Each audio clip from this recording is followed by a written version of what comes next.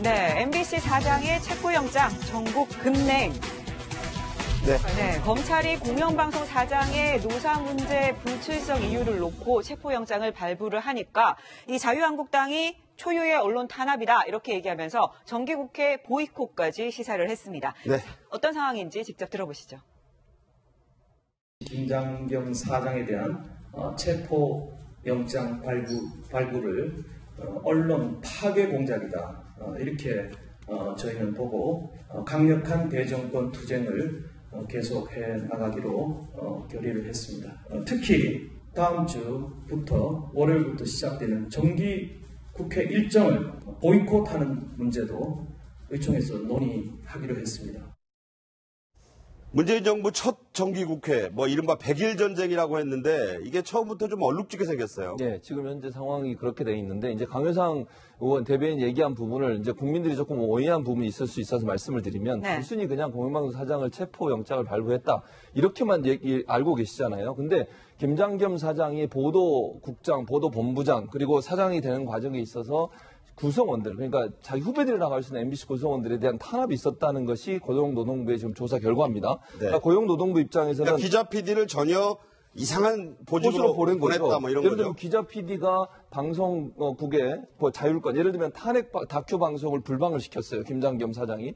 그리고 6월 항쟁 다큐를 만들려고 했는데 제작진에게 제작을 하지 말라고 압력을 가했습니다. 네. 거기서 반발해서 불만을 얘기했더니 그 불만을 얘기했다는 이유로 해직시켰다가 다시 복직하라고 정부에서 다시 법원에서 판결해서 복직을 했는데 결국 스케이트장 관리를 시킨다거나 PD나 기자로 해야 할 일이 아니라 다른 업무적, 사무적 업무를 하게 만든다거나 그런 문제 때문에 노조에서 계속 문제를 제기했었고 그래서 고용노동부에서 부당노동행위로 진정이 들어와서 조사를 하는 과정에 문제가 있다고 생각해서 출석을 해달라고 요구한 거예요. 지금 3번 불응했다면서요? 3번을 불응한 거죠. 그러니까 법적으로도 고용노동부가 사법경찰권을 갖고 있습니다. 그래서 출석을 요구했는데 다른 사람은 다 출석했어요. 저분 말고도 백종문 여러 가지 전직 사장도 나와서 조사받았고요. 근데 본인만 출석을 안 하신 거예요.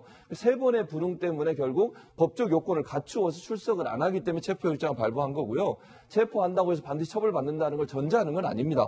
그러니까 고용노동부의 조사를 받으라는 거죠. 그 조사까지 안 받은 것에 대해서 얘기한 거기 때문에 우리가 일반적으로 그냥 공영방송 사장을 체포했다 이러니까 그 사실 하나만 보시는데 김장겸 사장이 지금까지 했던 언론 탄압의 문제도 함께 고려해야 된다고 생각이 듭니다. 네, 그 배경을 좀 자세히 설명을 해주셨고요. 네, 지금 검찰이 체포영장을 발부한 상황입니다. 체포영장이 언제 집행이 될지 지금 관심이 집중이 되고 있는데 저희 채널A 기자가 어제 이 김장겸 MBC 사장 집 앞에서 계속 기다린 모습입니다. 지금 집 앞에서 계속 기다리는 모습이고요. 저희가 지금 밤 늦게까지 오는지 안 오는지 체포영장이 발부가 집행이 되는지 안 되는지 지금 계속 지켜보고 있는데 어제는 집 앞도 조용했고요. 김 사장도 모습을 보이지 않았고. 김 사장도 안 나타나서 저희가 집 앞 문도 두드려 봤는데 응답이 없었고 또 어쨌든 집행을 위한 여러 수사관의 모습이나 이런 것도 보이지 않았다. 어떻게 보셨어요? 그러니까 이제 어제까지 MBC가 아마 제작 거부를 했고 오늘부터 이제 파업 들어가는 걸로 알고 있습니다.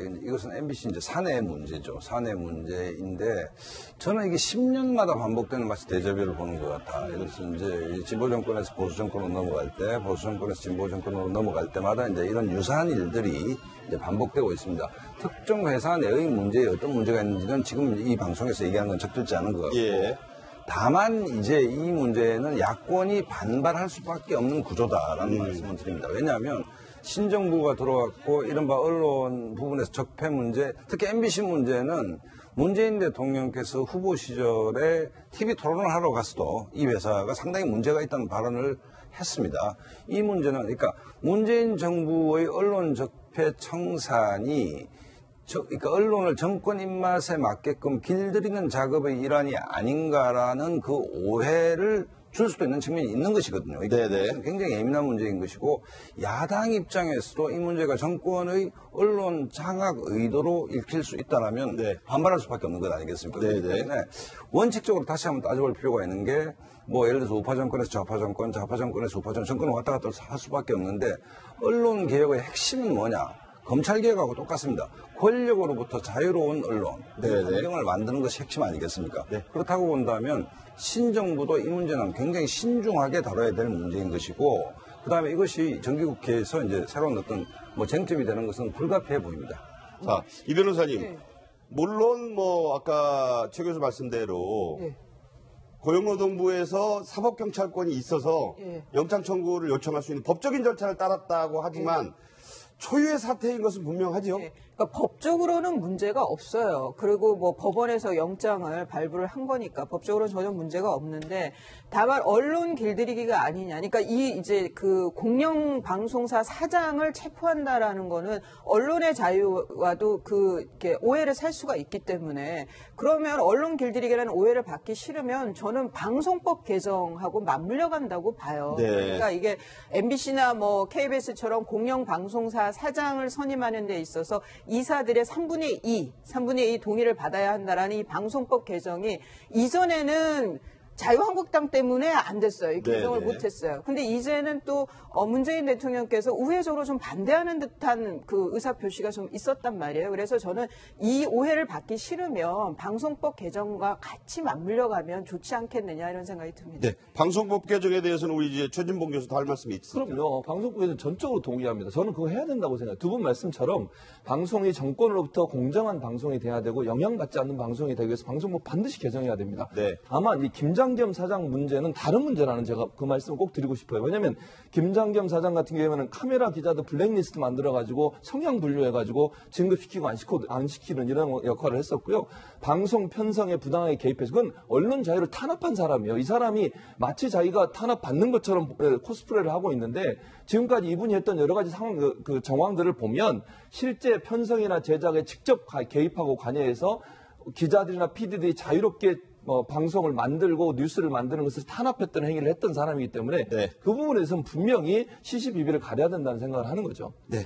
어쨌든 이 사태에 대해서 자유한국당이 국회 보이콧, 정기국회 보이콧까지 얘기하고 있기 때문에 이 문제가 정치적으로도 얽혀서 어떻게 전개될지 지대한 관심을 끌고 있다고 말씀드릴 수 있겠습니다. 다음 주제 넘어가죠.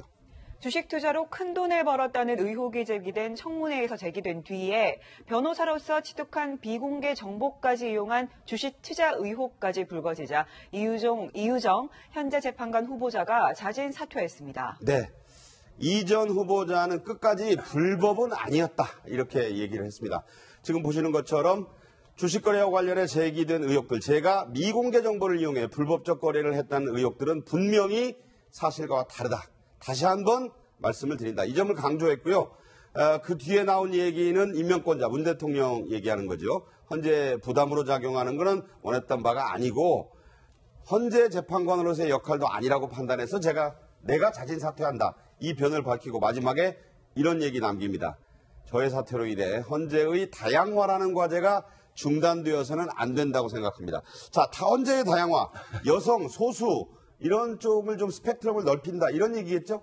그러니까 이게 좀 두 분도 뭐 정치부 취재를 오래 하셨지만 이게 아주 해괴한 일이 벌어진 게 헌법재판소 재판관 문제는 이념적 편향성 뭐 이런 게 좀 논란이 돼야 되는데 느닷없이 주식 문제가 논란이 됐습니다. 대박 주식 그것도. 중소벤처기업부 그 장관 박성진 후보자 같은 경우는 이 사람이 과연 4차 산업혁명을 선도할 만한 역량이냐 이거 갖고 논쟁이 돼야 되는데 그런 역량. 느닷없이 역사인식이 어쩌고 뭐 장조관이 뭐 그러니까 이게 지금 그 역할을 할 수 있나 없나 이 삶과 별개의 문제에서 낙마가 됐냐 안 됐냐 이 문제인데 어쨌든 그 이효정 그 재판관 후보자 같은 경우에는 과거에 이제 진보적 스탠스를 취해왔고 또 민주노동당을 뭐 지원한다든지 지지선을 한다든지 이랬는데 일단 국민들 눈높이에서 봤을 때는 그야말로 주식 신공 아닌가. 예를 들어서 뭐 비상장 주식 거래 문제는 전문가가 아니면 힘들지 않습니까? 그래서 일단 국민 정서하고 좀 괴리감이 있었던 것 같고 현실적으로 스스로 이제 사퇴한다고 얘기했는데 지금 국회에서는 사실 김희수 헌재소장과 연동이 돼 있거든요, 이 문제가. 4일날 지금 그렇죠. 올라가지 원에서 아마 통과가 될 거로 예상이 되는데 이제 국민의당 같은 경우는 바로 이걸 연계해서 지금 문제를 걸었기 때문에 청와대도 상당히 좀 부담이 됐다. 그러니까 국민 정서 문제하고 이제 국회 전략 차원에서 어쨌든 좀 물러날 수밖에 없는 상황이 아니었나 이런 생각이 듭니다. 네. 주식 투자의 귀재인 바로 워렌 버핏이 있죠. 그런데 이것을 빗대서 이번에 유정 버핏이란 말까지 이유정과 워렌 버핏이죠. 네, 그렇죠. 자, 그 청문회 모습부터 먼저 보시죠. 2015년도 내추럴 엔도텍 주식 매각을 통해서 12억 3천여만의 또 다른 시세 차익을 실현하고도 2015년도 재산에서는 그것이 누락되어 있습니다. 차라리 헌법 재판권 하지 마시고 주식 투자에서 워런 버핏 같은 그런 투자가 되실 생각 없어요? 주식 투자에 좀 관심을 가지게 된 거는 부동산 투자에 대해서 심리적인 거부감이 있고 그러다 보니 주식 투자를 좀 오래 하게 된 것이고요. 어쨌든 그 과정에서 전혀 불법적인 것은 없었고 모두 다 정상적인 거래였다는 점을 여기서 말씀드립니다. 또 여기다가 이제 본인 명의였다, 남편 명의였다고 한 게 알고 보니까 어머니 명의, 이런 이제 의혹이 나와서 사퇴를 한 건데, 정우택 원내대표는 차라리 국민연금관리공단 이사장으로 보내야 된다. 주식 투자를 저렇게 잘하니까 엄청난 적자 보고 있는 국민연금 관리시켜야 된다. 이런 조소겠죠. 이런 얘기까지 했는데, 실제로 주식거래 내역을 보면 저도 깜짝 저도 소액으로 좀 해봤습니다만 엄청납니다. 자, 종목들 보시면요. 보통 한 종목에서 3억 2천, 7,400, 3,900, 2,700, 남기는 게 장난이 아니에요. 1,890, 1,590만 원. 전부 저 빨간 표시는 차익을 거둔 겁니다. 잃었다고 하는 게 1,000만 원, 472만 원. 저야말로 증권사의 네로라는 펀드 매니저 A급, 초이급 매니저 같아요. 그러니까요. 저 정도로 손익을 낸다고 하면 정말 신의 경지라고 볼 수밖에 없어요. 일반적으로 주식하시는 분, 이게 저분이 무슨 주식 전문가도 아니고 변호사를 하시고 법관 출신이신데 그렇게 하신 것은 좀 의아하죠. 일반적으로 보기에, 일반인이 볼 때 웬만큼 하지 않고는 저 정도의 능력을 발휘하기 힘들다는 것이 일반적인 정서이기 때문에 그런 부분이 아마 이유정 후보자가 스스로 물러나게 된 계기가 아니었나 하는 생각이 듭니다. 또 한 가지는 이유정 후보자 같은 경우 인권 변호사, 또 여성, 소수 이런 분들을 대변하는 그런 입장에 섰지 않습니까? 그랬죠. 그런데 이제 저렇게 많은 돈을 주식을 통해서 벌었다 하니까 그 부분이 이제 본인한테도 상당히 압박이 됐을 가능성이 있다고 생각합니다. 아마 청와대는 그렇게 밝혔거든요.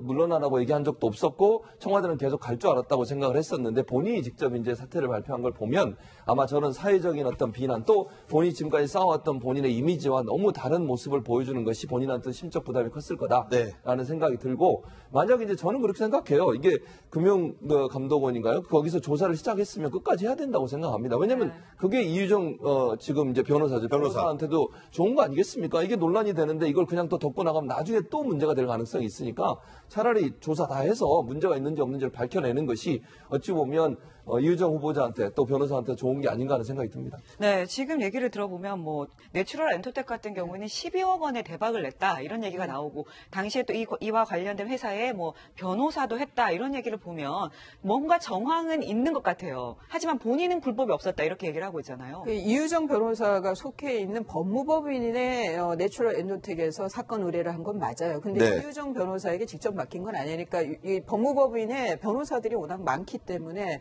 다른 변호사가 수임한 사건에 대해서 다른 변호사가 모를 수도 있고 알 수도 있는 거예요. 그래서 이제 이거를 바로 정보를 알았다라고 이제 단정할 수 있는 정황은 아니고요. 다만 이제 비상장 주식에 억 단위로 주식을 사는 거는 좀 이례적인 거죠, 보통의 경우에는. 그리고 6개월 만에 또 상장이 되고 그 주식이, 그 회사가 이런 정황들이 이제 한마디로 주식 대박을 친 거기 때문에 이거는 뭔가 정보가 있는 거 아니냐라고 이제 추측을 하게 되는 건데요. 네. 또 한편으로는 좀 소위 선수라고 하는 사람들이 또 있는데 그런 사람들 통해서 얻은 어떤 정보를 통해 가지고 그거는 이제 내부자 정보하고는 전혀 다른 면이에요. 네. 그렇게 해서 대박이 났을 수도 있고, 이건 조사를 금감원이나 아니면 자본시장 조사단에서 조사를 하겠지만 결과를 봐야 알 것 같습니다. 왜냐하면 이게 이유정 변호사의 이 의혹 때문에 괜히 그 회사들이 꼭 무슨 내부자 정보를 준 것처럼 오해를 받아서도 그건 또 안 되는 거고요. 그 회사도 참 명예가 걸려 있어요. 네. 그래서 조사를 해봐야 될 것 같다 이렇게 얘기를 하셨는데, 청와대는 이 부분에 대해서 왜 조사를 하지 않았을까요? 했으면 문제가 없다는 이유정 변호사의 얘기를 그대로 믿은 걸까요? 왜 이게 이렇게 논란이 될 때까지 가만히 있었을까요? 그러니까 이제 청와대가 이제 인사수석실이 있고 이제 민정수석실이 있는데 검증 과정은 이제 민정수석실이 많은데 이게 놓친 부분이 한두 번이 아니죠, 사실은. 근데 이게 이제 어떤 일이 일어나고 있는지 저도 궁금한데, 좀 우스갯소리를 하면 우리 시사 작가분들한테도 필터링을 시키면 이거 더 잘 찾아내지 않겠나 이런 생각이 드는데 어쨌든 기본적인 문제들에 대해서 좀 국민 정서하고 굉장히 배치된 측면을 검증 과정에서 계속 놓치고 있다는 것은 청와대 인사 시스템을, 특히 민정수석실의 시스템을 한 번 더 좀 정비를 해야 될 필요성은 있어 보입니다. 네. 자, 이 벌써 문재인 정부 출범이 넉 달이 조금 안 됐는데 5번째잖아요. 이제 공직 후보자가 이런저런 문제로 사퇴를 한 것이.